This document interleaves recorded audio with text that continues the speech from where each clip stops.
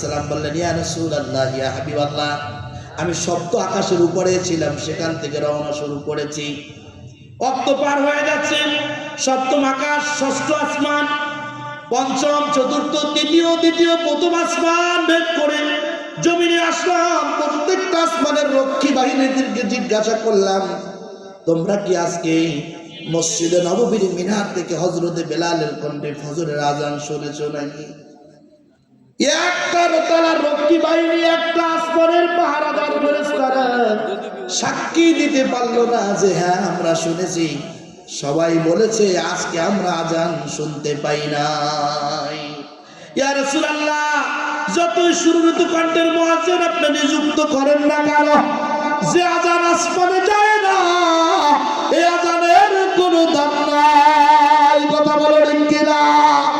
বন্ধুগণ আমার, মানুষটা বড় কালো, কিন্তু প্রেম ছিল আল্লাহর সাথে ভালো। কত ভালো, কত ভালো।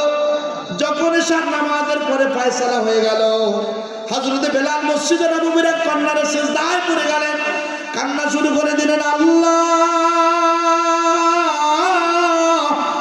যতক্ষণ পর্যন্ত তুমি আমার ব্যাপারে ফয়সালা না করবে জমিন থেকে মাথা তুলবো না। আল্লাহ চেহারাটা বড় কুৎসিত, দাঁতগুলো এলোমেলো, চেহারার ভিতরে কোনো সৌন্দর্য নাই। আল্লাহ না শুকরিয়া আদায় করি নাই? বলো তো, জবানটার ভিতরে জড়তা বানাইছি কি আমি নাকি তুমি?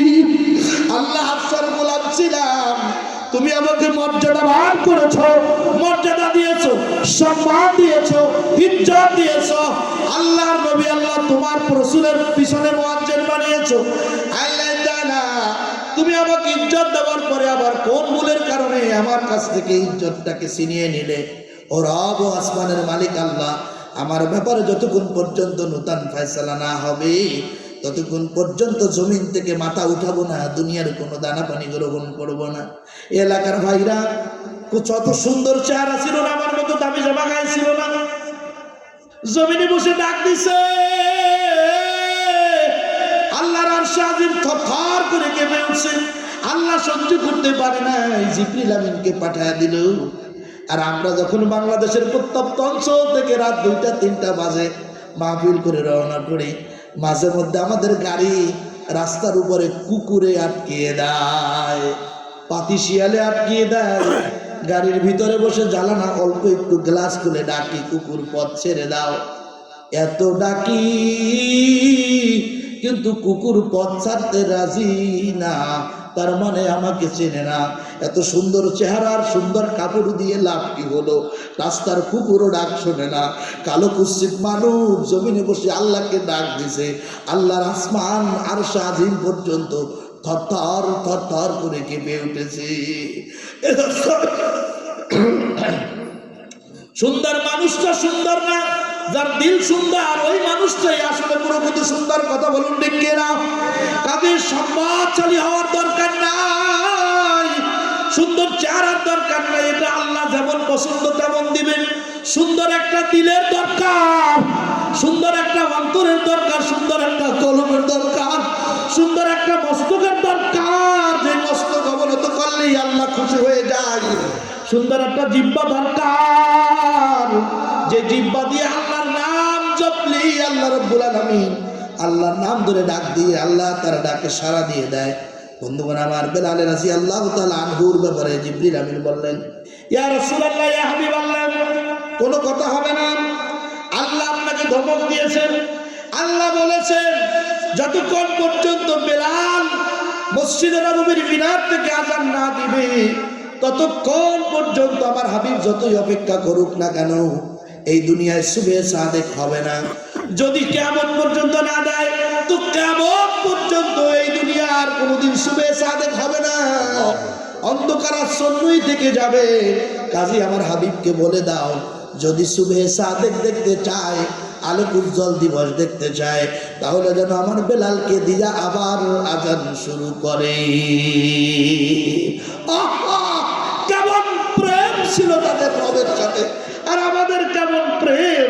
রাস্তার কুকুর আমার কথা শোনে না, আর বেলালের কথা আল্লাহ ডাক দিলে আল্লাহ বলে আল্লাহ সহ্য করতে পারে না। আল্লাহ বলে, বেলাল কি চাও? ফাজকুরুনি আযকুরুকুম। এত সুন্দর চেহারাদার, এত সুন্দর চেহারাবান, এত শান শৌকত, এত সার্টিফিকেট, এত ডিগ্রি না হয়ে যদি বেলালের মতো মানুষ হইতে পারতাম, জিন্দগি পরিবর্তন হয়ে যেত। কথা বলুন ঠিক কিনা? মেরে ভাই, আল্লাহ রাসূল বলেছেন, মান তাশাব্বাহা বিকওমিন ফাহুয়া মিনহুম।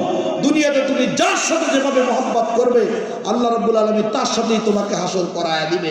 কাজেই খুব খেয়াল। ونعوذ بالله من شرور أنفسنا ومن سيئات أعمالنا من يهده الله فلا مضل له ومن يضلل فلا هادي له ونشهد أن لا إله إلا الله وحده لا شريك له ونشهد أن سيدنا وسندنا وحبيبنا وحبيب طبيبنا وطبيب قلوبنا ومولانا محمدا عبده ورسوله الذي أرسله الله تعالى بالحق بشيرا ونذيرا وداعيا إلى الله بإذنه وسراجا وقمرا منيرا. أما بعد فقد قال الله تعالى في كلامه المجيد وفرقانه الحميد: أعوذ بالله من الشيطان الرجيم. بسم الله الرحمن الرحيم. إن الذين قالوا ربنا الله ثم استقاموا تتنزل عليهم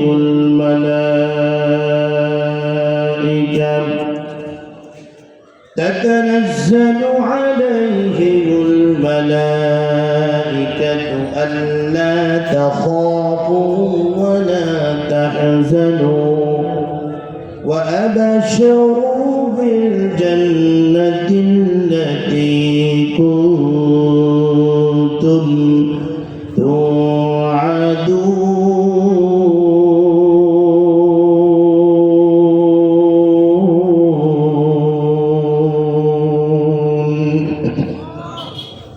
وقال رسول الله صلى الله عليه وسلم: المؤمنون كرجل واحد إن اشتكى عينه اشتكى كله، إن اشتكى رأسه اشتكى كله، أو كما قال النبي عليه الصلاة والسلام: إن الله وملائكته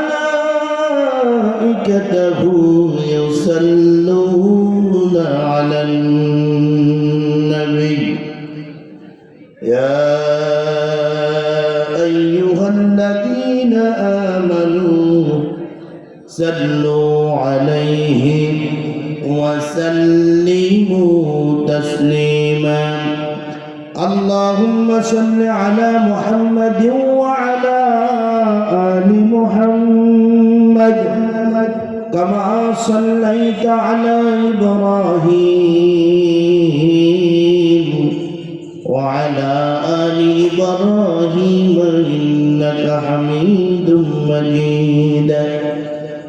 اللهم بارك على محمد وعلى آل محمد كما باركت على إبراهيم وعلى آل إبراهيم إنك حميد مجيد.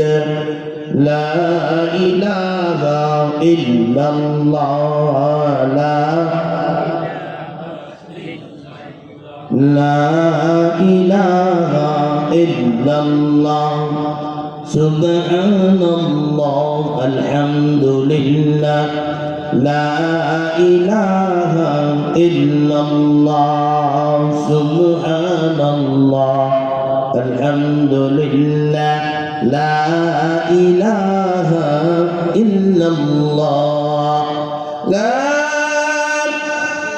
إله إلا الله محمد رسول الله صلى الله عليه وسلم الحمد لله ঐতিহ্যবাহী বয়রা অঞ্চলের ফারুকিয়া মহল্লার যুব সমাজ কর্তৃক আয়োজিত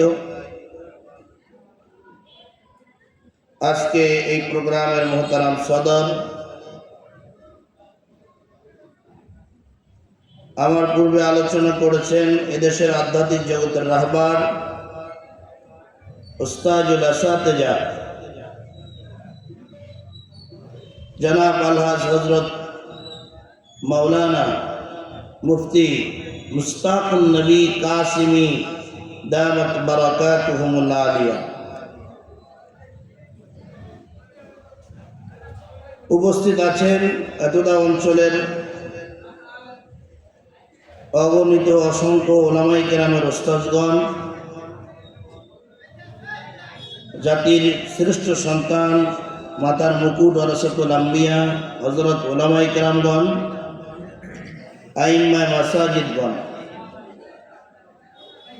রাস্তায় ঘোরাফেরা, বিভিন্ন দোকানের সামনে অবস্থানরত এবং আমাদের প্যান্ডেলের মধ্যে অবস্থানরত যুবক ভাইরা, পিতৃসমতুল্য মুরব্বী বাবাজিরা, পর্দার আড়ালে অবস্থানরত শ্রদ্ধেয়া সম্মানিত মা বোনেরা, রব্বে কারীমের দরবারে আমরা অন্তরের অন্তঃস্থল থেকে কালিমাতুশ শুকর আদায় করছি। সকলেই পড়ছি আলহামদুলিল্লাহ। আমাদেরকে আসার তৌফিক দান করেছেন কে? আল্লাহ। এখন যে রাত বেজেছে 9টা 18 বাজে, আমরা খুব শীঘ্রই ইনশাআল্লাহ দোয়া করে দেব, খুব বেশি রাত করব না। আপনারা কি একমত? ইনশাআল্লাহ আমরাও ঘন্টাখানের ভিতরে ছেড়ে দেওয়ার চেষ্টা করব। মোহতারাম হুজুর যে আলোচনা করেছেন, দিল জোড়ানো আলোচনা, ঠিক কিনা বলেন? তারপরেও আমরা একটা বিষয়, কোরআনুল কারীমের 41তম সূরা, সূরা হামিম আস-সাজদা, এই সূরার 30 নম্বর আয়াত খুতবার মধ্যে তেলাওয়াত করেছি। সূরাটির অবস্থান 24 নম্বর পারা, আয়াতের অবস্থান 24 নম্বর পারা, 19 নম্বর পৃষ্ঠা, 3 নম্বর লাইনের 2 নম্বর আয়াত। নবী করিম সাল্লাল্লাহু আলাইহি ওয়াসাল্লামের পবিত্র জবানের বাণী, অসংখ্য অগণিত কথার মধ্য থেকে একটা হাদিস, ছোট্ট একটা হাদিস আমি খুতবার মধ্যে তেলাওয়াত করেছি। এই আয়াত এবং হাদিসের আলোকে অল্প কিছু সময় কথা বলে আমরা ইনশাআল্লাহ আজকের আলোচনা এখানেই সমাপ্ত করব। আল্লাহ তাআলা বক্তা শ্রোতা সকলকে আমলের নিয়তে হেদায়েতের উদ্দেশ্যে আল্লাহ তাআলা বলনেওয়ালা শুননেওয়ালা সবাইকে যার যার আমল করার তৌফিক দান করেন। সকলেই বলি আমিন। হাজরিন, এতক্ষণ যে বয়ান চলছিল, এখনো যেই কথা হবে, এর পূর্বে মাগরিব থেকে এশা পর্যন্ত কথা হচ্ছিল। সারা বাংলাদেশে কথা হয়, শুক্রবার হয়, অন্য অন্য দিন হয়, বিভিন্ন মাহফিল প্যান্ডেলে, বিভিন্ন মজবার মধ্যে, মওকার মধ্যে বয়ান চলতে থাকে। সামনে কিছু এলেম পিপাসু, কিছু দিনদার লোক বসা থাকে, যারা বয়ান করেন আর যারা শোনেন, সকলের একটাই মাকসাদ, আমরা আল্লাহর গোলাম বলতে চাই। কথা বলুন ঠিক কিনা? আমি কি ভুল বললাম? প্রিয় ভাইরা আমার, যারা বলে যারা শোনে, সকলের উদ্দেশ্য থাকে আল্লাহর সন্তুষ্টি অর্জন, সকলের নিয়ত থাকে আল্লাহর দেওয়া হাদিয়া, আল্লাহর বানানো জান্নাতের মেহমান খানায় যাওয়ার ইচ্ছা। ঠিক কিনা বলুন? প্রত্যেকটা মানুষের একটা গন্তব্য আছে, যে যেখানেই যাক না কেন, যে যেই পথে হাঁটুক না কেন, তার উদ্দেশ্যে, তার পৌঁছানোর স্থান এবং পৌঁছানোর মাধ্যম, এই দুটো যদি সে না জানে, শুধু পথই চলবে কিন্তু নির্দিষ্ট স্থানে সে পৌঁছাতে পারবে না। ঠিক কি না? নির্দিষ্ট স্থানে পৌঁছাতে গেলে পৌঁছানোর মাধ্যম এবং নির্দিষ্ট জায়গা, তার শেষ মঞ্জিল কোনটা, এটা তাকে অবশ্যই আগে খুঁজে বের করতে হবে। ঠিক কি না? আমরা সবাই জান্নাতে যেতে চাই, কিন্তু জান্নাতে যেতে গেলে কিভাবে যেতে হবে আর জান্নাত কত দূরে, এই দুইটা জিনিস যতক্ষণ পর্যন্ত আমি আয়ত্ত করতে না পারবো, ততক্ষণ পর্যন্ত হাজারো মজলিসে যোগদান করলেই করব, চলতেই থাকবো, কিন্তু আমি আসল গন্তব্য খুঁজে বের করতে পারবো না। ঠিক কি না? কাজেই আমাদেরকে জান্নাতে যাওয়ার মাধ্যম কি এবং জান্নাত কত দূর, এই কথা দুটো আমাদেরকে জানতে হবে ইনশাআল্লাহ। আল্লাহ বক্তা শ্রোতা সবাইকে জানা এবং মানার তৌফিক দান করেন। আপনারা জোরে জোরে বলুন আমিন। ভাইরা আমার, আমি যে আয়াতটা তেলাওয়াত করেছি একটু আগে মাইকে, আমার ঘোষক বলেছেন মুফাসসিরে কোরআন উনি তাফসীর করবেন। তাফসীর করতে গেলে এলাকায় বহু উলামায়ে কেরাম আছে। তাফসীর করতে গেলে আগে সেই আয়াতের শানে নুজুল বলতে হয়। ঠিক কি না বলেন? শানে নুজুল না বললে কোন ঘটনার উপরে, কোন প্রেক্ষাপটে আল্লাহ রাব্বুল আলামিন আয়াতটা নাজিল করছে, এটা যদি না জানেন তাহলে আয়াতের তর্জমা করে কোনো মজা আছে? আমি কোরআনুল কারীমের 41তম সূরার 30 নম্বর আয়াত তেলাওয়াত করেছি। এই আয়াতটা আল্লাহ পাক রব্বুল আলামিন হতাশাগ্রস্ত ঈমানদারদের ঈমানকে সতেজ করার জন্য আয়াতটা আল্লাহ তাআলা নাজিল করেছেন। আপনারা জোরে বলুন সুবহানাল্লাহ। হতাশাগ্রস্ত ঈমানদারদেরকে ঈমান সতেজ করার জন্য। তারা কারা? আয়াতটা নাজিল হলো রাসূল কারীম সাল্লাল্লাহু আলাইহি সাল্লামের উপরে, আর তার সামনে যারা অবস্থান করতেন তারা কারা? আমাদের মতো মুসলমান, এই দিকের মুসলমান, নাকি সাহাবী ডাইরেক্ট সরাসরি আল্লাহর জান্নাতি? কথা বলুন ঠিক কিনা? এই দুনিয়াতে তাদের উপরও এত বড় মুসিবত আসছিল, তারাও এত বড় পরীক্ষা দিয়েছে, তাদেরকেও এত বড় কঠিন পরিস্থিতির সম্মুখীন হতে হয়েছে যে তারাও হতাশ হয়ে গেছিলেন। যাদের হতাশা কাটার জন্য আল্লাহ রাব্বুল আলামিন কোরআনুল কারীমের মধ্যে আয়াত নাযিল করেছে। কঠিন একটা ব্যাপার। আমি আপনাদের কাছে একটা প্রশ্ন করি, আমরা কয় ওয়াক্ত নামাজ পড়ি? আওয়াজ করেন, কয় ওয়াক্ত নামাজ পড়ি? 5 ওয়াক্ত নামাজ পড়ি।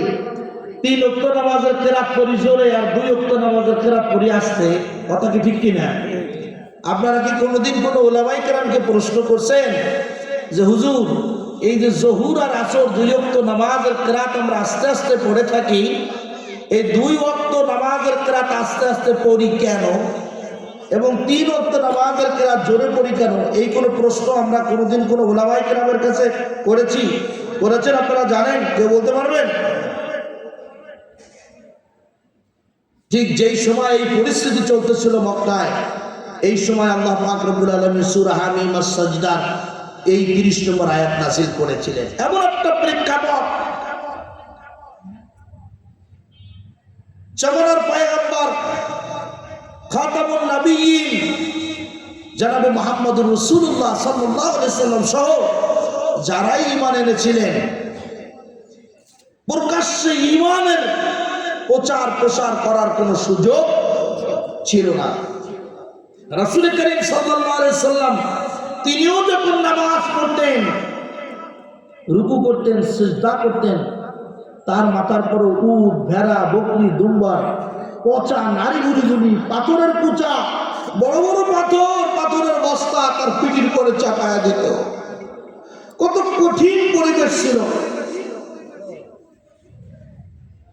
বাইতুল্লাহর সামনে দাঁড়িয়ে আজান দিলেই, কোনো আওয়াজ শব্দ করলেই কাফেররা সোচ্চার হয়ে যেত, ঝড়ের মতো পাথর নিক্ষেপ করত, জুলুম আর নির্যাতনের স্টিম রোলার চালাত। নবী করিম সাল্লাল্লাহু আলাইহি ওয়াসাল্লাম হিকমা অবলম্বন করলেন। সাহাবায়ে কেরামকে বললেন, দেখো মক্কার লোকেরা কাবা পাহারা দেওয়ার ব্যাপারে দিনের বেলা খুব সোচ্চার থাকে, কিন্তু সন্ধ্যা যত ঘনিয়ে আসে তত তারা নেশায় মগ্ন হতে থাকে। আল্লাহ রাব্বুল আলামিন নবী করিম সাল্লাল্লাহু আলাইহি ওয়াসাল্লামকে হিকমা শিখাইলেন, বললেন যখন কাফেররা সোচ্চার থাকে তখন আপনি এবং আপনার অনুসারীরা মিলে নামাজের কিরাতকে আস্তে পড়ুন, যেন ওদের গায়ের মধ্যে জ্বালা না ধরে।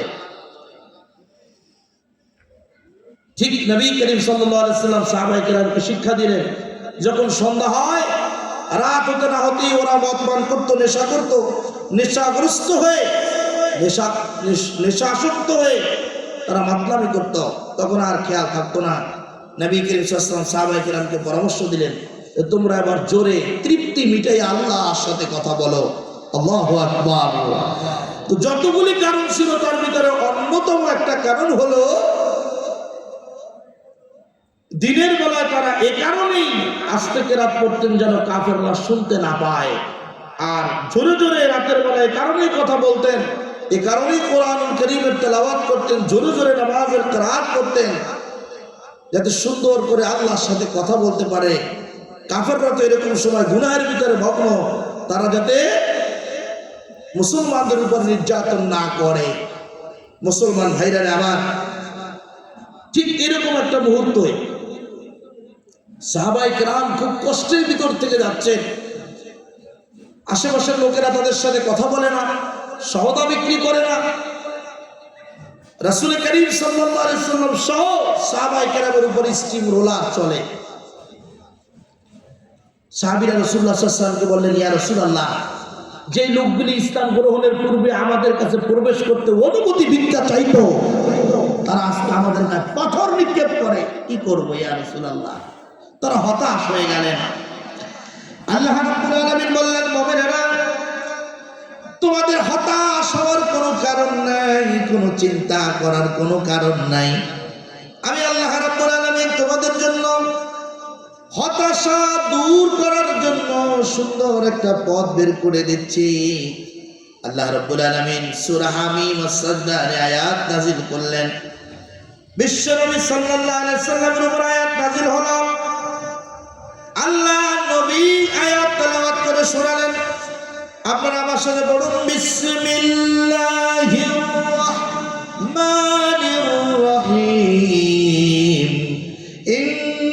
ইন্নাল্লাযীনা ক্বালু রাব্বুনাল্লাহ সুম্মা ইসতাকামু তাতানাজ্জালু আলাইহিমুল মালাঈকাতু আল্লা তাখাফু ওয়া লা তাহজানু ওয়া আবশিরু বিল জান্নাতিল্লাতী কুনতুম তুআদুন।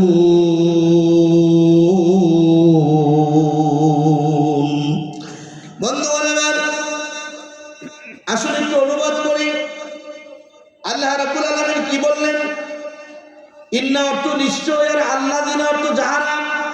আল্লাহ বললেন ইন্নাল্লাযিনা, নিশ্চয় যাহারা, ক্বালু, এটা জামা মুযাক্কার গায়েবের সিগা, ইসবাত মিলে মাজি মারুফ। আরবি গ্রামারে যাকে মাজি বলে, ইংলিশে তাকে বলে পাস্ট ইন্ডিপেন্ডেন্ট টেন্স।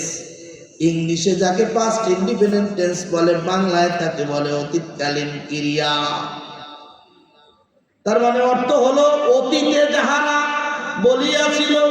ইন্না মানে নিশ্চয়, আল্লাযিনা অর্থ হলো যাহারা, ক্বালু অতীতে, তার নিশ্চয় অতীতে যাহারা বলিয়াছিল, ক্বালু রাব্বুনাল্লাহ।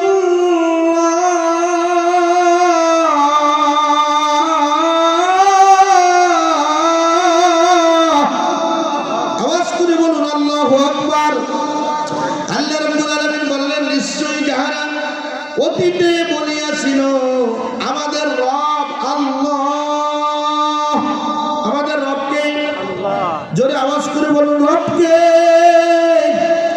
আল্লাহ রাব্বুল আলামিন বললেন, গোলামেরা শোনো, নিশ্চয় যাহারা অতীতে বলিয়াছিল আমাদের রব আল্লাহ। এখন আপনাদের প্রশ্ন হলো, হুজুর নিশ্চয় অতীতে কারা বলেছিল আমাদের রব আল্লাহ? আল্লাহ পাক রব্বুল আলামিন রূহের জগতে আমাদের সকলকে একত্রে সৃষ্টি করলেন, রূহগুলোকে সাজিয়ে রাখলেন।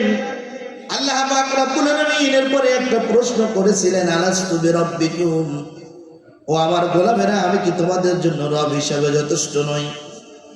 তাফসীর ইবনে কাসিরের মধ্যে এসেছে, সমস্ত রূহগুলা নীরব হয়ে গেল, কেউ কোনো জবাব দিচ্ছে না। সাইয়েদনা জাবের রাদিয়াল্লাহু তাআলা আনহু থেকে হাদিস, আল্লাহ রাসূলের একজন প্রিয় সাহাবী জাবের রাদিয়াল্লাহু তাআলা আনহু হাদিসটি বর্ণনা করেছেন। সমস্ত রূহগুলি চুপ হয়ে গেলেন। আল্লাহ পাক রব্বুল আলামিন রাগান্বিত হয়ে রূহগুলিকে সব আগুনের মধ্যে নিক্ষেপ করলেন, পোড়ালেন। আবার আল্লাহ পাক রব্বুল আলামিন আগুন বন্ধ করে দিলেন। আবার প্রশ্ন করলেন, আলাস্তু বিরাব্বিকুম, আমি কি তোমাদের জন্য রব হিসেবে যথেষ্ট নই? সব রূহগুলি জবাব, কোনো জবাব দিচ্ছে না। আল্লাহ পাক রব্বুল আলামিন আবার পোড়ালেন, আবার আগুন বন্ধ করে দিলেন। এভাবে 3 বার করে 70,000 বছর আগুনের ভিতরে পোড়ানো হলো। এরপরে আগুন নিভিয়ে দেওয়া হলো। আল্লাহ পাক রব্বুল আলামিন আবার প্রশ্ন করলেন, আলাস্তু বিরাব্বিকুম, ও রূহেরা তোমরা বলো, আমি কি তোমাদের জন্য রব হিসেবে যথেষ্ট নই? সব রূহগুলোর মধ্য থেকে একটা রূহ কেবলমাত্র বলে উঠলেন, বালা। সেই রূহটা কে বলতে পারেন আপনারা? মুহাম্মাদুর রাসূলুল্লাহ সাল্লাল্লাহু।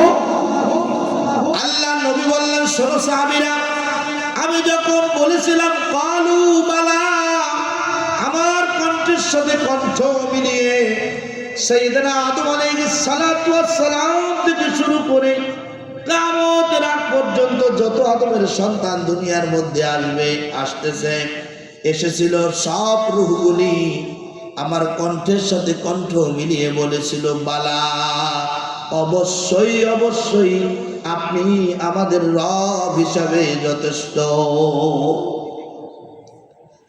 আল্লাহ রাব্বুল আলামিন বললেন, দেখো, যারা নিশ্চয়ই অতীতে বলিয়াছিল আমাদের রব আল্লাহ,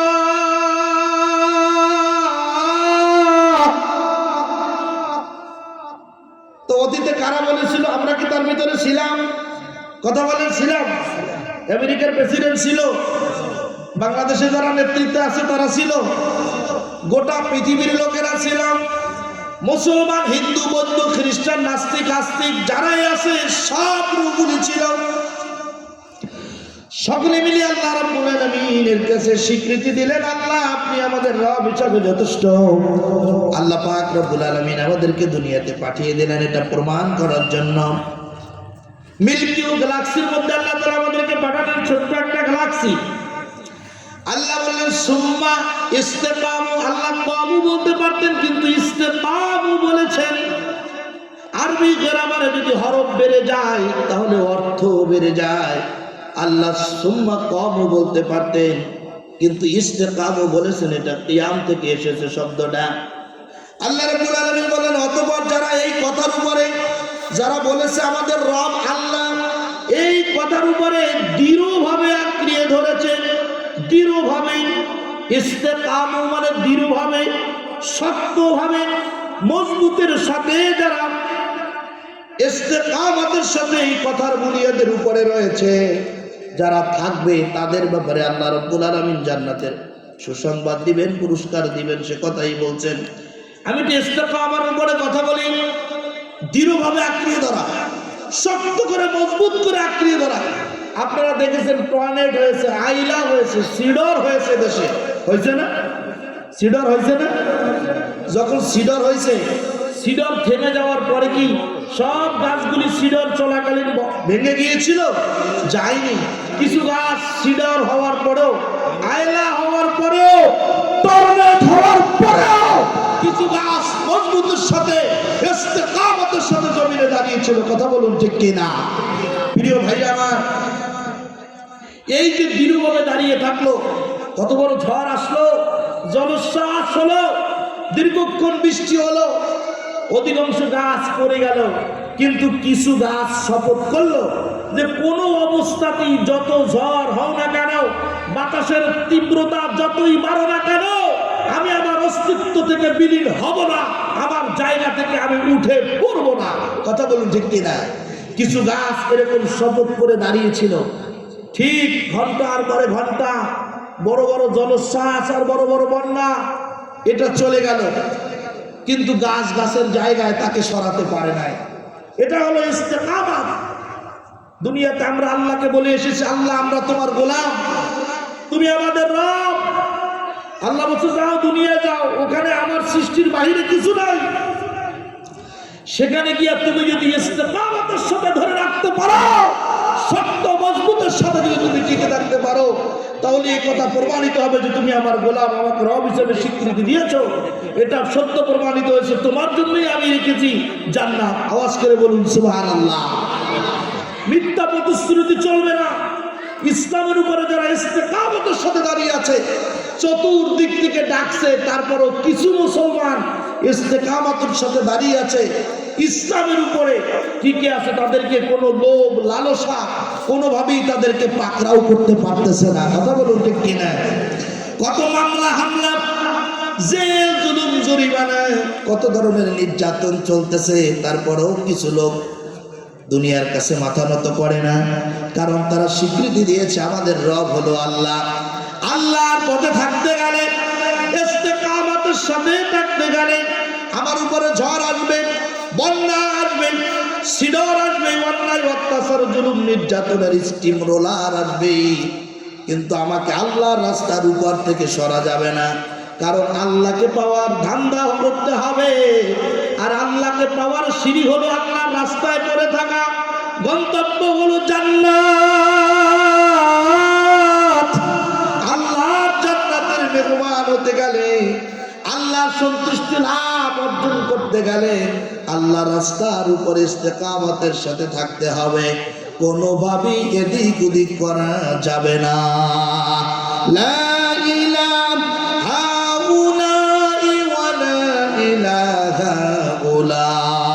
মুনাফিকদের মতো এই দিক আর ওই দিক, কতক্ষণ এদিক আর ওদিক করা যাবে না।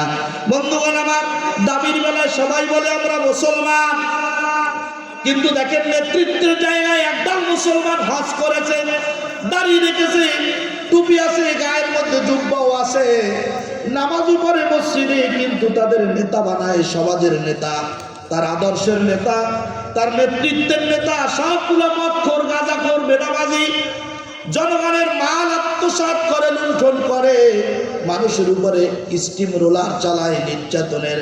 তাদেরকে আদর্শের নেতা মানে, কিন্তু আল্লাহর নবীকে আদর্শের নেতা হিসেবে মানে না। ঠিক কি না? কিন্তু নিজে মুসলমান দাবি করে, নিজে বলে আমি মুসলমান, বলে আমি মুসলমান, কিন্তু যখন নেতা মানবে, মসজিদে একজন ইমাম নিয়োগ হবে। খেয়াল করেন, আপনারা কি আমার সাথে আছেন? আমার কথা শুনতেছেন? যে বয়ান শুনছেন, তারপর তো আমার ডাক চলে না, তারপরে কিছু কথা বলি। খেয়াল করুন প্রিয় ভাইরা আমার, মসজিদে ইমাম নিয়োগ হবে, মাথার তালু থেকে পায়ের পাতা পর্যন্ত দেখতে থাকে হুজুরের পাঞ্জাবিটা কেমন, হুজুরের দাড়ি কেমন, হুজুরের চোখ কেমন, হুজুরের হাঁটা কেমন, হুজুরের পা কেমন, ইমাম সাহেব কেমন দাঁড়াইলো, কোন দিকে ফিরলো, এরকম দেখতে থাকে। অথচ ইমামের কথা নামাজ পড়া ছাড়া আর কোনো জায়গায় আমরা শুনি না। ঠিক কিনা বলেন? এই ইমামকে বাছাই করার জন্য কত বিচার বিশ্লেষণ, কিন্তু যে লোকটা আপনার সমাজে নেতৃত্ব দিবে, আপনার জানমালের নিরাপত্তা, আপনার ধন সম্পদ সবকিছু যার হাত দিয়ে বন্টন হবে, সেই লোকটা নির্বাচন করার জন্য, নির্বাচিত করার জন্য, বাছাই করার জন্য কোন ধরনের বিচার বিশ্লেষণ নাই। মদখোর আসুক, গাঁজাখোর আসুক, ধান্দাবাজ আসুক, চান্দাবাজ আসুক, যেই আসুক সেই আমার নেতা, আমার দলের হইলে হয়েছে। কথা বলুন ঠিক কিনা? প্রিয় ভাইরা আমার, মসজিদের ইমাম বাছাই করার জন্য যদি এত বিশ্লেষণ হয়, সমাজের নেতা বাছাই করার জন্য তার থেকেও চুল সেরা বিশ্লেষণ করা দরকার। কথা বলা ঠিক কিনা? কোন মুসলমানের মাথার উপরে নাস্তিক নেতৃত্ব দিতে পারে না। আওয়াজ করে বলা ঠিক কিনা? বাংলাদেশের মুসলমান এখন আর বেনামাজির নেতৃত্ব মেনে নিবে না। নিবে? পানি খেতে হবে। বাংলাদেশের মুসলমান এখন আর বেনামাজির নেতৃত্ব মানবে না। জাতি এখন ঐক্যবদ্ধ হয়েছে। ওলামায়ে কেরাম ডাক দিয়েছেন, ওলামায়ে হিন্দ ডাক দিয়েছেন, এদেশের আলে ওলামায়ে কেরাম ঐক্যবদ্ধ হয়েছেন। কাজী এদেশের মুসলমান এতদিন আফসোস করতেছিল কখন আমাদের মুসলিম মিল্লাতের মুসলমান ইমানদার নেতা আসবে, আমরা তাদের পিছনে শুনবো।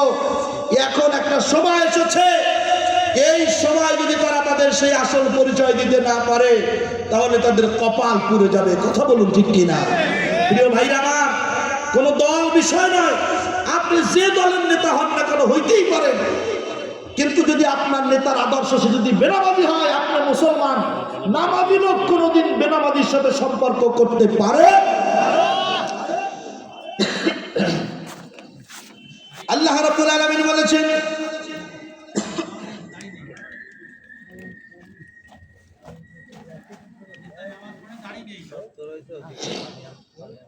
বন্ধুগণ আমার, আল্লাহ রাব্বুল আলামিন শর্ত দিয়েছেন, ইত্তাকুল্লাহ ওয়া কুনু মা'আস সাদিকিন। আল্লাহর জান্নাতে যেতে গেলে, জীবনের গুনাহগুলি ক্ষমা করাতে গেলে দুইটা গুণ থাকতে হবে।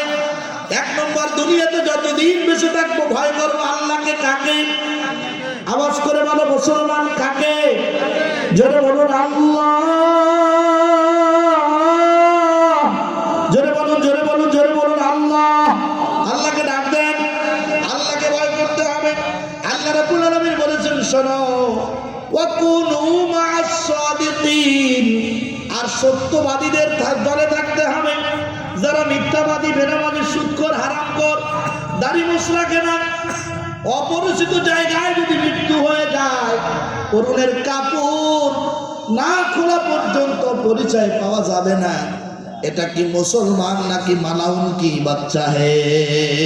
ঠিক কি না ভাইরা আমার? এইসব লোক, তুমি নামাজি, তাহাজ্জুদ গুজারি, তুমি তাহাজ্জুদ গুজার, তুমি মুত্তাকি, তোমার মাথার পরে নেতৃত্ব দেবে আর তুমি তার পিছনে দৌড়াও। আসো, কোরআন থেকে দলিল নাও। ঠিক। আল্লাহ পাক রব্বুল আলামিন কোরআনুল কারীমের 15 নম্বর পারা একটা সূরা রেখেছেন। সূরার নাম হলো ইসরাঈল।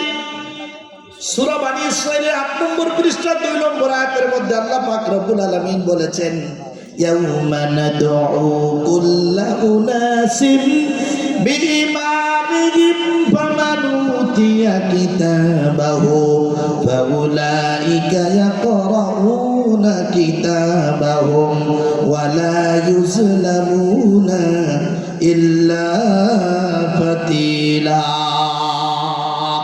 সেদিন প্রত্যেক দলকে তার নেতা সহ ডাকা হবে। গভীর মনোযোগ। আল্লাহ রাব্বুল আলামিন বললেন, কিয়ামতের ময়দানে প্রত্যেক দলকে তার নেতা সহ ডাকা হবে। আর আল্লাহর নবী বললেন, মান তাশাব্বাহা বিকওমিন ফাহুয়া মিনহুম। দুনিয়াতে যার সাথে যার মহব্বত থাকবে, কিয়ামতের ময়দানে তার সাথে তার হাসর হয়ে যাবে।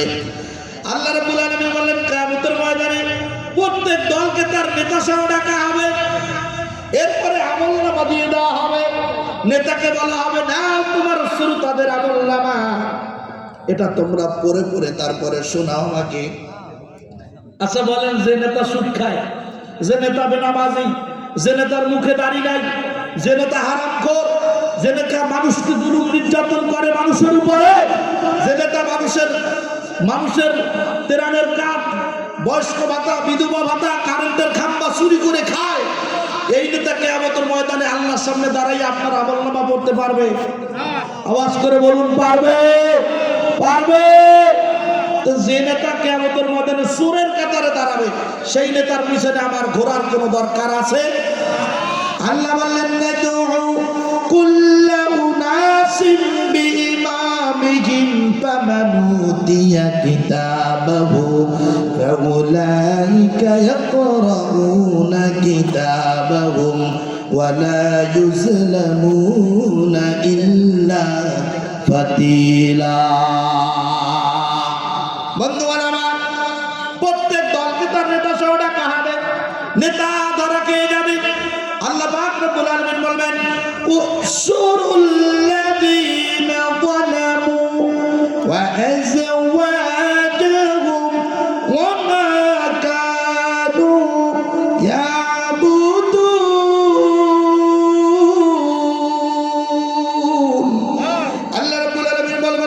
সন্তানদেরকে ধরো, পাকড়াও করো, ওয়া আজওয়াজাহুম তার সাথী সঙ্গীদেরকে ধরো, ওমা কানু ইয়াবুদুন এবং তাদের প্রভুদেরকে ধরো। তারা যাদেরকে নেতা মানত, তাদেরকে যারা পরামর্শ দিত তাদেরকে ধরো। তিন শ্রেণীর লোকদেরকে আল্লাহ রাব্বুল আলামিন পাকড়াও করবেন।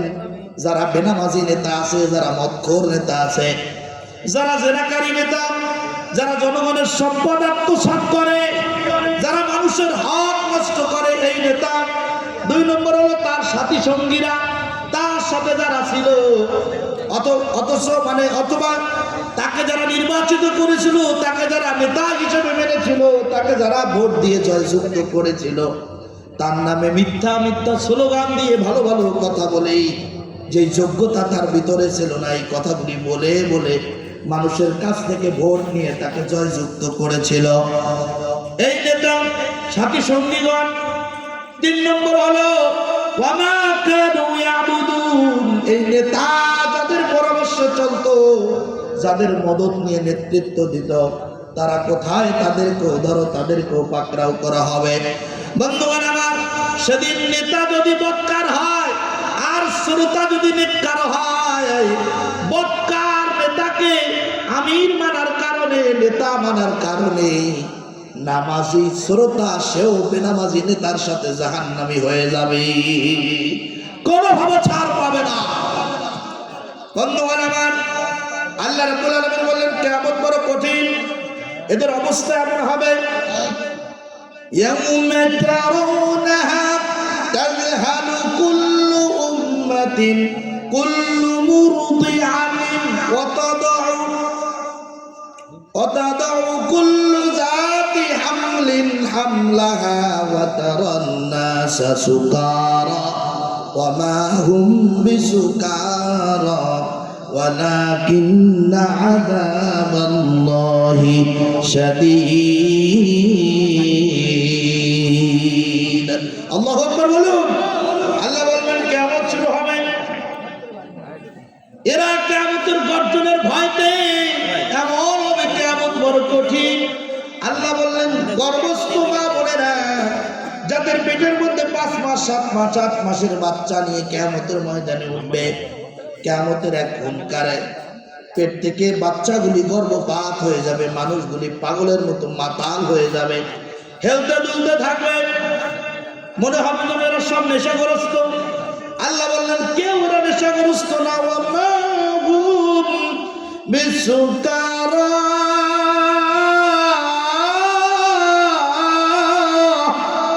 আল্লাহ বললেন কেউ নেশাগ্রস্ত না। ও মালিক, তাহলে মানুষগুলি এত পাগলামি করতেছে কেন? আল্লাহ রাব্বুল আলামিন বলবেন ওয়ালাকিন্না আযাবাল্লাহি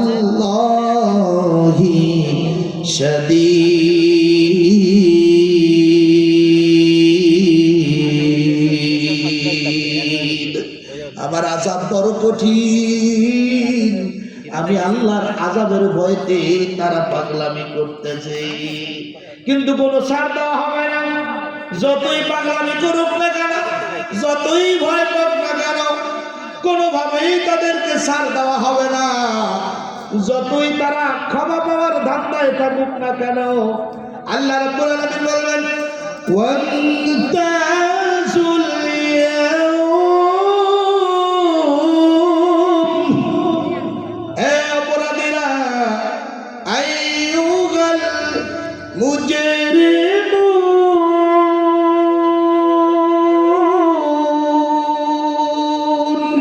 তোমরা আজকে অপরাধীরা আলাদা হয়ে যাও, ইমানদারদের থেকে পৃথক হয়ে যাও। আল্লাহ রাব্বুল আলামিন আলাদা করে দিবেন, কোনোভাবে ছাড় দেওয়া হবে না।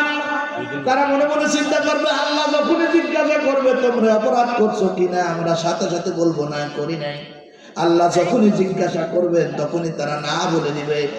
আল্লাহ পাক রব্বুল আলামিন বললেন আলিয়াউমা নাখতিম, আমি সঙ্গে সঙ্গে তাদের মোহর মেরে দেব মুখে, মুখের কোনো পাওয়ার থাকবে না। ওয়া তুকাল্লিমুনা আইদিহিম ওয়া তাশহাদু আরজুলুহুম বিমা কানু ইয়াকসিবুন।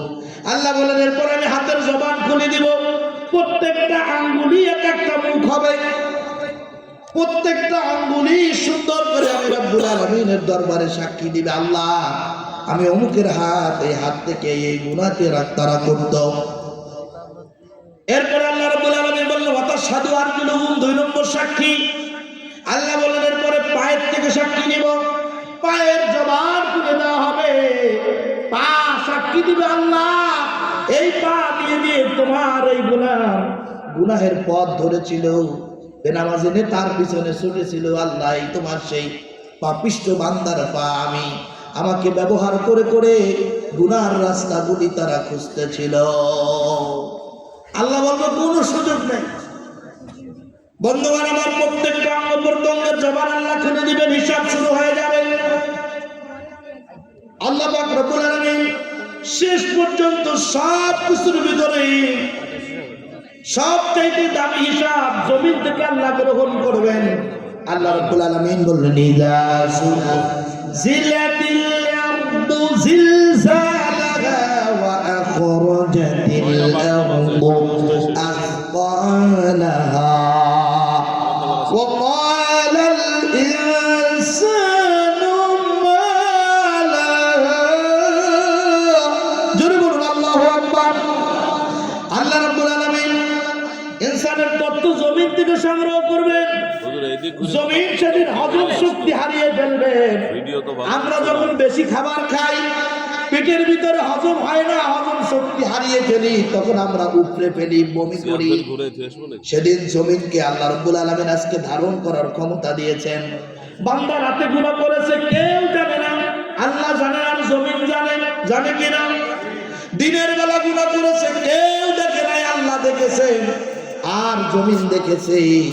বিমানে আকাশে উড়ন্ত অবস্থায় বিমানের ভিতরে অন্যায় করেছে, বিমান জমিনের সাথে সম্পর্ক ছাড়া আকাশে উঠতে পারে না।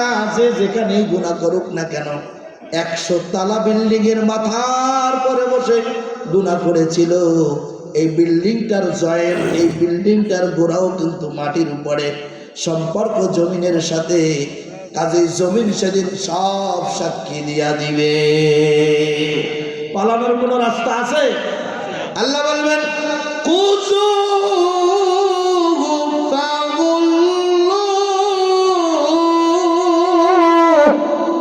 সরগুলারে ধরো, এদেরকে হ্যান্ডকাপ পরাও, বেরি লাগাই দাও, ফাগুল্লু সুম্মাল জাহিম সাল্লু। বন্ধুগণ আমার, সেদিন জাহান্নামের মধ্যে নিক্ষিপ্ত হতে হবে, কোনোভাবেই রেহাই পাওয়া যাবে না। কাজেই যারা বেঈমান, যারা আল্লাহর গোলামি করে না, আল্লাহর গোলামদেরকে কষ্ট দেয়, তাদের সাথে বন্ধুত্ব স্থাপন করা যাবে না। তাবুকের যুদ্ধের ইতিহাস আপনারা জানেন। যারা আকাবার শপথধারী 3 জন সাহাবী, ওই যে মুনাফিকদের সাথে 300 জন মুনাফিক আল্লাহ রাসূলের সাথে গাদ্দারি করে জিহাদের ময়দানে অংশগ্রহণ করেন নাই, তার ভিতরে 3 জন সাহাবী ছিলেন আকাবার শপথধারী। প্রথম নাম্বার জন ছিলেন কাব বিন মালিক। বন্ধুগণ আমার, এদেরকে 50 দিন আল্লাহ শাস্তি দিয়েছিল। 50 দিন পরে আল্লাহ রাব্বুল আলামিন, লম্বা ইতিহাস আমি ওইদিকে যাব না, 50 দিন পরে আল্লাহ গুনাহ ক্ষমা করেছেন, কিন্তু 2টা শর্ত দিয়েছেন। বলেছেন পয়গম্বর হে, তাদেরকে বলুন তারা যদি 2টা শর্ত মেনে নেয় তাহলে আমি তাদের গুনাহগুলিকে ক্ষমা করে দিব। 1 নম্বর হলো ইত্তাকুল্লাহ,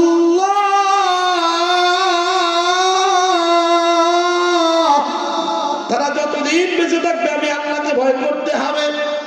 2 নম্বর শর্ত হলো ওয়াকুনু মা'আস সাদিকিন,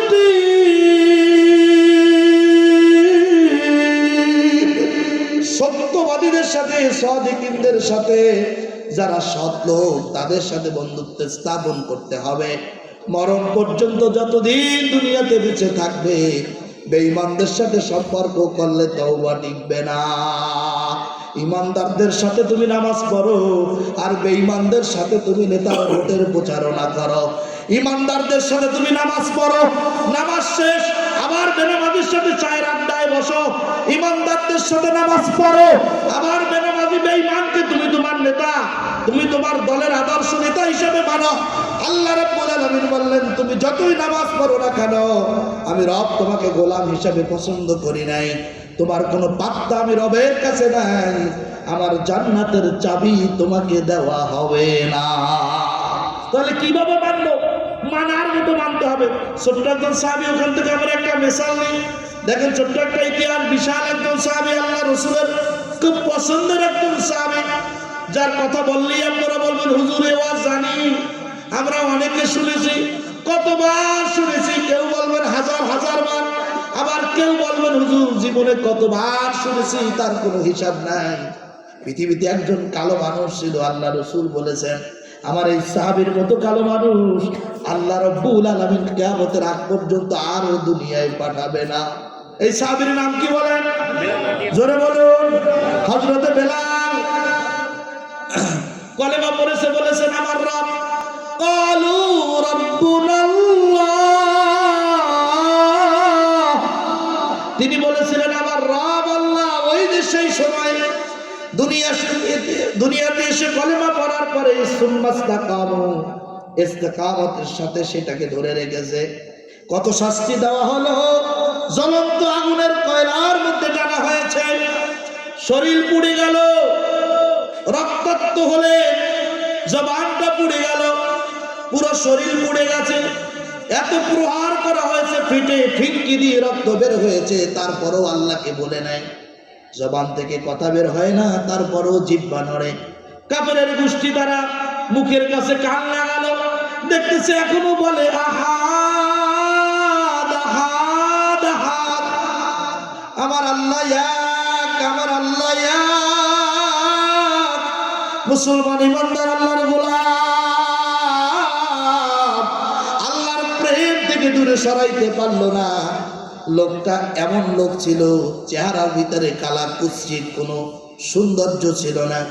চুলগুলি ছিল উষ্ণ পুষ্প, মুখের ভিতরে দাঁতগুলি ছিল বেঁকা ঝোঁকা, আঙ্গুলগুলি ছিল এলোমেলো, কুচকুচে কালো।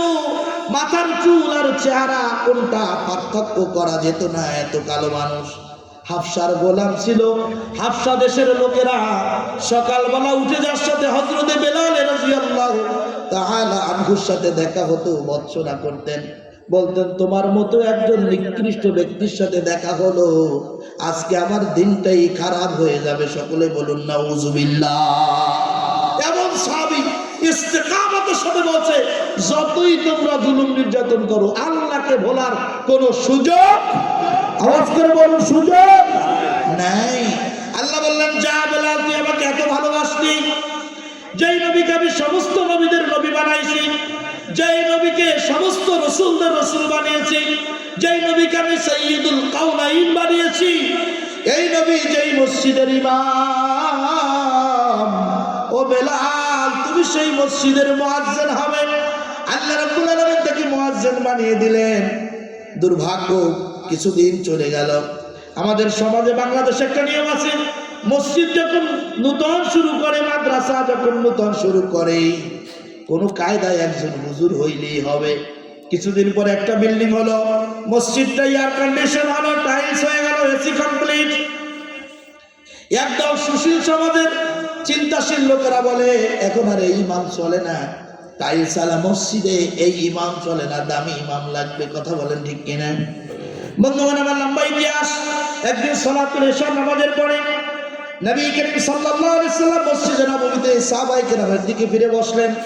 সাহাবায়ে কেরাম একটা প্রস্তাব রাখলেন, ইয়া রাসূলুল্লাহ, ইয়া হাবিবাল্লাহ, আমাদের একটা প্রস্তাব আছে, আপনি গ্রহণ করুন। আল্লাহর নবী বললেন, জানতে চাই তোমরা কি প্রস্তাব দিবে? সাহাবায়ে কেরাম বললেন, ইয়া রাসূলুল্লাহ, আমাদের ভাই বেলাল অনেক ভালো মানুষ, তাতে কোনো সন্দেহ নাই, তার জবানটা স্পষ্ট, আশহাদু আল্লাহ আশহাদু আন্না শব্দগুলি বলতে পারে না, সাধু হয়ে যায়। আশহাদু বলতে পারে না, সা আশ শিব বলতে পারে না, আসাদু হয়ে যায়, স্পষ্ট হয় না। ইয়া রাসূলুল্লাহ, ইয়া হাবিবাল্লাহ, এখন তো মদিনার প্রত্যেক ঘরে ঘরে মুসলমান তৈরি হয়ে গিয়েছে গো। আল্লাহ রাসূল আপনি যদি একটু বেলাল রাদিয়াল্লাহু তাআলা একটু বাদ দিয়ে যদি নতুন একজন সুরভিত কণ্ঠের মুয়াজ্জিন নিযুক্ত করে দিতেন, তাহলে আজানটা আরো সুন্দর হতো। আজান শোনা মাত্র আমাদের ঘুম ভেঙে যেত, কোনো লোক ঘরে থাকতে পারত না। আল্লাহ নবী বললেন, তোমরা কাকে চাও? সাহাবীর নাম আসলো, বিশ্বনবী বললেন, যাও ফাইনাল করে দিলাম, অমুক সাহাবী তোমাদের মুয়াজ্জিন। ঠিক ফজরের রক্ত হলো, সুরভিত কণ্ঠের মুয়াজ্জিন সাহেব মসজিদে নববীর মিনার থেকে সুন্দর কণ্ঠে আজান দিয়ে দিলেন। আল্লাহ রাসূল ওই দিন রাতে পালাক্রমে আম্মাজান আয়েশা সিদ্দিকা রাদিয়াল্লাহু তাআলা আনহার ঘরে রাত যাপনের পালা ছিল, সিরিয়ালটা ছিল ওই দিন ওই হুজরার মধ্যে। তিনিও নামাজ ইমামতি করার জন্য বের হয়ে আসলেন, যায় নামাজে দাঁড়িয়ে আছেন, অপেক্ষা করছেন। সময় কেটে গেল, মিনিটের পরে মিনিট, মিনিটের পরে মিনিট, ঘন্টা পার হতে যাচ্ছে, কিন্তু সুবহে সাদেক হচ্ছে না। আলোক উজ্জ্বল দিবস আসতেছে না, মসজিদে নববী আলোকিত হচ্ছে না। আল্লাহ রাসূল চিন্তায় পড়ে গেলেন। দীর্ঘক্ষণ অপেক্ষা করার পরে লম্বা ইতিহাস, হযরত জিবরিল আলাইহিস সালাতু ওয়াস সালাম এসে হাজির হয়ে গেছে। ইয়া রাসূলুল্লাহ, ইয়া হাবিবাল্লাহ, আজকে কি মসজিদে নববীর মিনার থেকে ফজরের আজান হবে না? আল্লাহ নবী বললেন, কেন ভাই জিবরাইল, তুমি এই কথা বলো কেন? অন্যান্য দিনের চাইতে আজকে সুরভিত কণ্ঠে কত সুন্দর করে আজান দিয়েছে, যে আজানটা মসজিদের নববীর আশপাশ দিয়ে মদিনার প্রত্যেকটা ঘরে ঘরে আওয়াজ পৌঁছে গিয়েছে। মানুষগুলি ফজরের নামাজ আদায় করার জন্য অপেক্ষায় অপেক্ষমান, সুবহে সাদেক হচ্ছে না, এই কারণে নামাজ আদায় করতে পারতেছি না। হযরত জিবরিল আলাইহিস সালাতু ওয়াস সালাম বললেন, ইয়া রাসূলুল্লাহ, ইয়া হাবিবাল্লাহ, আমি সপ্ত আকাশের উপরে ছিলাম, সেখান থেকে রওনা শুরু করেছি। অক্ত পার হয়ে যাচ্ছে, সপ্তম আকাশ, ষষ্ঠ আসমান, পঞ্চম, চতুর্থ, তৃতীয়, দ্বিতীয়, প্রথম আসমান ভেদ করে জমিনে আসলাম। প্রত্যেকটা আসমানের রক্ষী বাহিনীদেরকে জিজ্ঞাসা করলাম, তোমরা কি আজকে মসজিদে নববীর মিনার থেকে হযরতে বেলালের কণ্ঠে ফজরের আজান শুনেছো নাকি? একটা তালার রক্ষী বাহিনী, একটা আসমানের পাহারাদার ফেরেশতারা সাক্ষী দিতে পারলো না যে হ্যাঁ আমরা শুনেছি। সবাই বলেছে আজকে আমরা আজান শুনতে পাই নাই। ইয়া রাসূলুল্লাহ, যতই সুরভিত কণ্ঠের মুয়াজ্জিন আপনি নিযুক্ত করেন না কেন, যে আজান আসমানে যায় না, এই আজানের কোনো দাম নাই। কথা বলেন কিনা বন্ধুগণ আমার? মানুষটা বড় কালো, কিন্তু প্রেম ছিল আল্লাহর সাথে ভালো। কত ভালো, কত ভালো। যখন এশার নামাজের পরে ফয়সালা হয়ে গেল, হযরতে বেলাল মসজিদে নববীর এক কর্নারে সিজদায় পড়ে গেলেন, কান্না শুরু করে দিলেন। আল্লাহ, যতক্ষণ পর্যন্ত তুমি আমার ব্যাপারে ফয়সালা না করবে, জমিন থেকে মাথা তুলবো না। আল্লাহ চেহারাটা বড় কুৎসিত, দাঁতগুলো এলোমেলো, চেহারার ভিতরে কোনো সৌন্দর্য নাই। আল্লাহ না শুকরিয়া আদায় করি নাই? বলো তো, জবানটার ভিতরে জড়তা বানাইছি কি আমি নাকি তুমি? আল্লাহ হাফসার গোলাম ছিলাম, তুমি আমাকে মর্যাদা ভাগ করেছো, মর্যাদা দিয়েছো, সম্মান দিয়েছো, ইজ্জত দিয়েছো। আল্লাহর নবী, আল্লাহ তোমার রাসূলের পিছনে মুয়াজ্জিন বানিয়েছো। আল্লাহ তাআলা তুমি আমাকে ইজ্জত দেওয়ার পরে আবার কোন ভুলের কারণে আমার কাছ থেকে ইজ্জতটাকে ছিনিয়ে নিলে? ও রব ও আসমানের মালিক আল্লাহ, আমার ব্যাপারে যতক্ষণ পর্যন্ত নূতন ফয়সালা না হবে, ততক্ষণ পর্যন্ত জমিন থেকে মাথা উঠাবো না, দুনিয়ার কোনো দানা পানি গ্রহণ করবো না। এলাকার ভাইরা, কত সুন্দর চেহারা ছিল না, আমার মতো দামি জামা গায়ে ছিল না। জমিনে বসে ডাক দিছে, আল্লাহর আরশ আজিম থরথর করে কেঁপে উঠছে। আল্লাহ সহ্য করতে পারে না, জিবরিল আমিনকে পাঠায়া দিল। আর আমরা যখন বাংলাদেশের প্রত্যন্ত অঞ্চল থেকে রাত 2টা-3টা বাজে মাহফিল করে রওনা করি, মাঝে মধ্যে আমাদের গাড়ি রাস্তার উপরে কুকুরে আটকিয়ে দেয়, পাতি শিয়ালে আটকিয়ে দেয়। গাড়ির ভিতরে বসে জ্বালানা অল্প একটু গ্লাস খুলে ডাকি, কুকুর পথ ছেড়ে দাও। এত ডাকি, কিন্তু কুকুর পথ ছাড়তে রাজি না। তার মানে আমাকে চেনে না। এত সুন্দর চেহারার সুন্দর কাপড় দিয়ে লাভ কি হলো? রাস্তার কুকুরও ডাক শোনে না। কালো কুৎসিত মানুষ জমিনে বসে আল্লাহকে ডাক দিছে। আল্লাহর আসমান আরশ আজিম পর্যন্ত থরথর থরথর করে কেঁপে উঠেছে। সুন্দর মানুষটা সুন্দর না, যার দিল সুন্দর ওই মানুষটাই আসলে প্রকৃত সুন্দর। কথা বলুন ঠিক কিনা? কাদের সম্মানশালী হওয়ার দরকার নাই, সুন্দর চেহারার দরকার নাই, এটা আল্লাহ যেমন পছন্দ তেমন দিবেন। সুন্দর একটা দিলের দরকার, সুন্দর একটা অন্তরের দরকার, সুন্দর একটা কলমের দরকার, সুন্দর একটা মস্তকের দরকার, যে মস্তক অবনত করলেই আল্লাহ খুশি হয়ে যায়। সুন্দর একটা জিহ্বা দরকার, যে জিহ্বা দিয়ে আল্লাহর নাম জপলেই আল্লাহ রাব্বুল আলামিন আল্লাহর নাম ধরে ডাক দিয়ে আল্লাহ তার ডাকে সাড়া দিয়ে দেয়। বন্ধুগণ আমার, বেলাল রাদিয়াল্লাহু তাআলা আনহুর ব্যাপারে জিবরিল আমিন বললেন, ইয়া রাসূলুল্লাহ, ইয়া হাবিবাল্লাহ, কোনো কথা হবে না, আল্লাহ আপনাকে ধমক দিয়েছেন। আল্লাহ বলেছেন যতক্ষণ পর্যন্ত বেলাল মসজিদে নববীর মিনার থেকে আযান না দিবে ততক্ষণ পর্যন্ত আমার হাবিব যতই অপেক্ষা করুক না কেন এই দুনিয়ায় সুবহে সাদেক হবে না। যদি কিয়ামত পর্যন্ত না দেয় তো কিয়ামত পর্যন্ত এই দুনিয়ার কোনোদিন সুবহে সাদেক হবে না, অন্ধকারাচ্ছন্নই থেকে যাবে। কাজী আমার হাবিবকে বলে দাও, যদি সুবহে সাদেক দেখতে চায়, আলোক উজ্জ্বল দিবস দেখতে চায়, তাহলে যেন আমার বেলালকে দিয়া আবার আজান শুরু করে।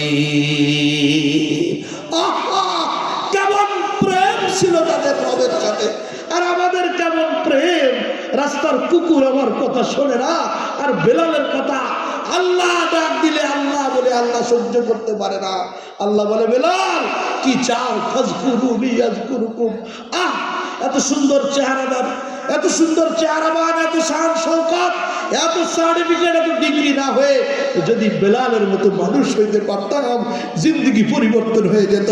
কথা বলুন ঠিক কিনা? মেরে ভাই, আল্লাহ রাসূল বলেছেন, মান তাশাব্বাহা বিকওমিন ফাহুয়া মিনহুম। দুনিয়াতে তুমি যার সাথে যেভাবে মহব্বত করবে আল্লাহ রাব্বুল আলামিন তার সাথেই তোমাকে হাসর করায়া দিবে।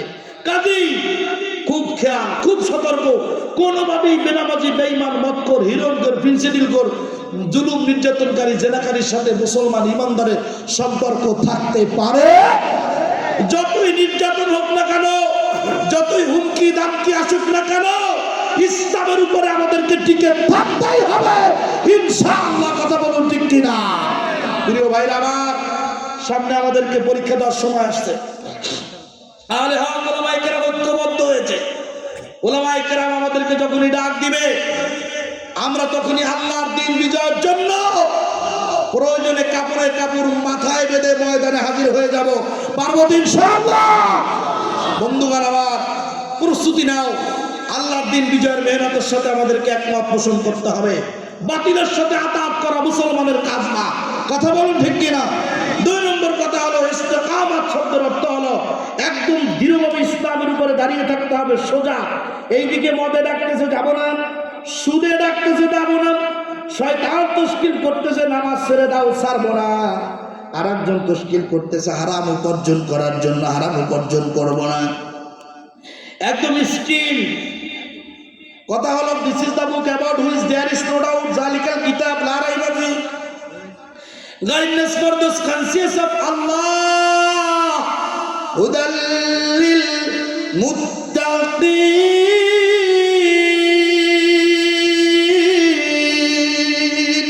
জোরে বলুন আল্লাহু আকবার। আল্লাহ বলছে, আমি তোমাদেরকে এই তত্ত্বগুলি এমন কিতাবে দিয়েছি যে এই কিতাবের ভিতরে কোনো সন্দেহ নাই। কিতাবের কাছে যদি তুমি আসো, যত বড়ই গুনাহগার হও না কেন, তোমাকে আমি আল্লাহর সাথে সম্পর্ক করায়া দিবে। বন্ধুগণ আমার, কাজেই কথা শেষ। যদি আল্লাহর জান্নাতে যেতে চাই, আল্লাহ বলছে এমনি এমনি যাবা না, আমি তোমাদেরকে রিসিপশনের ব্যবস্থা করব। যারা আমাকে বলেছো আমাদের রব আল্লাহ এবং এই কথার উপরে ইস্তেকামতের সাথে দাঁড়িয়ে আছো, আল্লাহ বললেন তাদের যখন মৃত্যুর সময় এসে যাবেন, তাতানাজ্জালু আলাইহিমুল মালাইকা, আমি আল্লাহ ফেরেশতা পাঠিয়ে দেব। ফেরেশতাদের সংখ্যা হবে, হাদিসের ভিতরে এসেছে 70,000 সংখ্যা হবে। কত হাজার? কথা বলুন। 70,000 ফেরেশতা আনবেন, রায়হান ফুলের তোড়া নিয়ে তারা হাজির হয়ে যাবে। আমরা যখন দুনিয়ার রাজনৈতিক মিছিলে যাই, একদল বলে অমুক নেতার চরিত্র, আর এক দল বলে ফুলের মতো পবিত্র। আছে কি নাই? আছে না? ফেরেশতারা তিন ভাগে বিভক্ত হয়ে যাবে। একদল ফেরেশতা বলবে আল্লাহ তাখাফু, এগুলা দুনিয়ার জগৎ পাড়ি দিয়ে তুমি কবরে আসবে, ভয় পাচ্ছ, ভয় নাই, তোমার কোনো ভয় নাই। আর একদল সঙ্গে সঙ্গে বলবে ওয়ালা তাহজানু, তুমি চিন্তা করতেছো ছেলে মেয়ে বিবি বাল বাচ্চা সব কিছু তুমি কবরে কিভাবে একা থাকবে।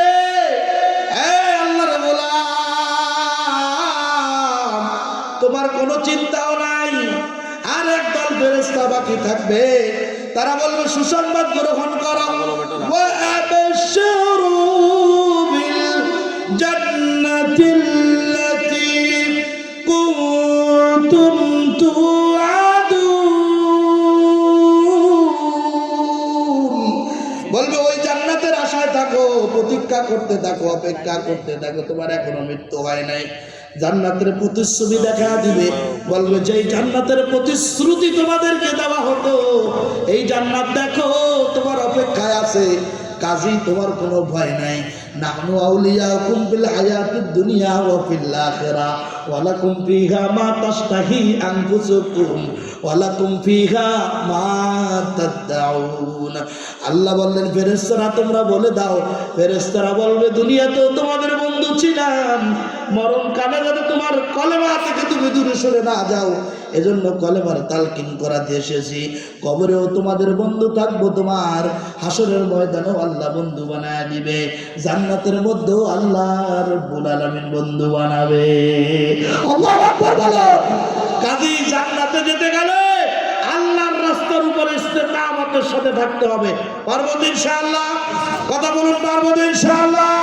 কে কে রাজি আছে আল্লাহকে হাত উঁচু করে দেখাই। নারায়ে তাকবীর। আল্লাহ আমাদের সবাইকে কবুল করুন, জোরে বলুন আমিন।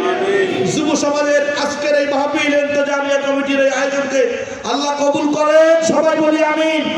আমরা একটা শপথ নিলাম, ছাত্র জামাত নিয়ে আল্লাহর রাস্তায় বের হয়েছিলাম। কাকরাইলের একজন মুরব্বী আমাদের খুলনা মার্কাজে, তিনি একদিন বললেন যে কিছু পারে নাই তোমার মামুন, কিন্তু কোনো আমল শিখতে পারে নাই, 40 দিন থাইকা তোমার কথা শুনছে, আমিরকে মানার যোগ্যতা তার ভিতরে চলে আসছে, আর কিছু পারে নাই। এই লোকটা সাকসেস হয়ে গেছে। আর একটা লোক তাহাজ্জুদ শিখছে, কোরআন শরীফ পড়া শিখছে, কিতাব পড়া শিখছে, এরপরে আমল করা শিখছে, 6 সিবত শিখছে, কোনো কিছু ঘাটতি নাই, কিন্তু আমিরের একটা কথাও শোনে নাই, ও কিছু পারে নাই। কথা বলুন ঠিক কিনা? কারণ যে আমিরকে মানার যোগ্যতা অর্জন করে, সে আল্লাহ রসুলকে মানার যোগ্যতা আল্লাহ তার ভিতরে দিয়ে দেয়। আর আল্লাহ রসুলকে যে মানতে পারবে সে তো আল্লাহর ওলি হয়ে যাবে, আল্লাহর বন্ধু হয়ে যাবে। কথা বলুন ঠিক কিনা?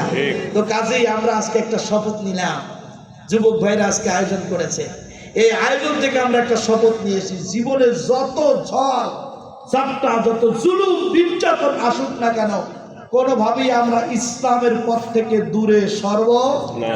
ওলামায়ে কেরামের সোহবত ছাড়া দূরে যাব। আলেমরা হলেন নবীদের ওয়ারিস, একদল শয়তান বাইরে এখন বর্তমান সমাজে আলেম ছাড়া ওরা মুরব্বী নিজের কথা বের করে নেয়। আরে ওহির এলেম যাদের কাছে আছে, যারা কোরআন পড়তে পারে, ব্যাখ্যা করতে পারে, হাদিস পড়তে পারে, তারা ছাড়া আবার মুরব্বীকে মুসলমানদের কথা বলুন ঠিক কিনা?